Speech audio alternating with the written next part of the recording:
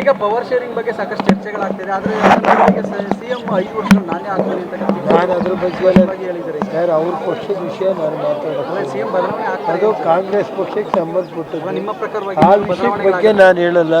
ಅದು ಅಶೋಕ್ ಅವರು ನವೆಂಬರ್ ಬಳಿಕ ಈಗ ಅದು ನಾನು ಭವಿಷ್ಯ ನುಡಿಯೋಕೆ ಅಷ್ಟು ಸುಲಭ ಇದಿಲ್ಲ.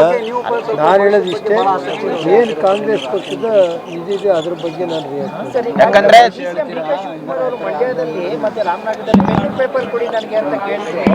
ಈಗ ನಾನೇ 5 ವರ್ಷ ಸಿಎಂ ಅಂತಿದ್ದಾರೆ ಸಿದ್ದರಾಮಯ್ಯನವರು. ಡಿ.ಕೆ. ಶಿವಕುಮಾರ್ ಪಾಪ ಹತಾಶೆ ನಾನೇನು ಮಾಡಲಿ. ನಾನು ಟೈಮ್ ಬಂದಾಗ ಎಲ್ಲ ರಿಯಾಕ್ಟ್ ಮಾಡಿ ಈಗ ಯಾವುದೂ ರಿಯಾಕ್ಟ್ ಮಾಡೋದು ಅವ್ರ ಪಕ್ಷದ ತೀರ್ಮಾನ. ಅವ್ರು ಏನು ಹೇಳ್ತಾರೆ ಕಾಂಗ್ರೆಸ್ ಅವ್ರು 5 ವರ್ಷ ಇರ್ತಾರೋ 3 ವರ್ಷ ನನಗೆ ಗೊತ್ತಿಲ್ಲ.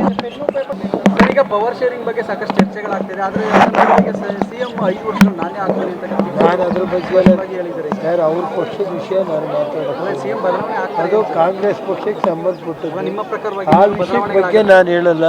ಅದು ಅಶೋಕ್ ಅವರು ನವೆಂಬರ್ ಬಳಿಕ ಈಗ ಅದು ನಾನು ಭವಿಷ್ಯ ನುಡಿಯೋಕೆ ಅಷ್ಟು ಸುಲಭ ಇದಿಲ್ಲ.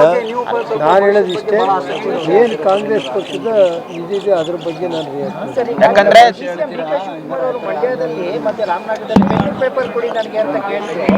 ಈಗ ನಾನೇ 5 ವರ್ಷ ಸಿಎಂ ಅಂತಿದ್ದಾರೆ ಸಿದ್ದರಾಮಯ್ಯನವರು. ಡಿ.ಕೆ. ಶಿವಕುಮಾರ್ ಪಾಪ ಹತಾಶೆ ನಾನೇನು ಮಾಡಲಿ. ನಾನು ಟೈಮ್ ಬಂದಾಗ ಎಲ್ಲ ರಿಯಾಕ್ಟ್ ಮಾಡಿ ಈಗ ಯಾವುದೂ ರಿಯಾಕ್ಟ್ ಮಾಡೋದು ಅವ್ರ ಪಕ್ಷದ ತೀರ್ಮಾನ. ಅವ್ರು ಏನು ಹೇಳ್ತಾರೆ ಕಾಂಗ್ರೆಸ್ ಅವ್ರು 5 ವರ್ಷ ಇರ್ತಾರೋ 3 ವರ್ಷ ನನಗೆ ಗೊತ್ತಿಲ್ಲ.